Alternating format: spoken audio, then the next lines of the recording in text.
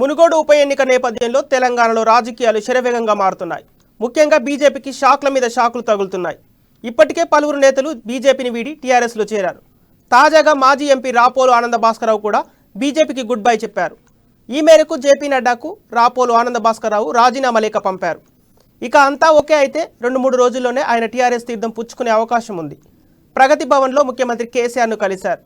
చేనేత కార్మికుల సంక్షేమం కోసం రాష్ట్ర ప్రభుత్వం చేపట్టిన చర్యలను, పరిశ్రమల అభివృద్ధి కోసం చేస్తున్న కార్యక్రమాలను కొనియాడారు. రాపోలు రాజీనామా చేయడంతో ఇక టీఆర్ఎస్లో చేరడం కోసం డేట్ ఫిక్స్ చేసుకునే అవకాశం ఉంది.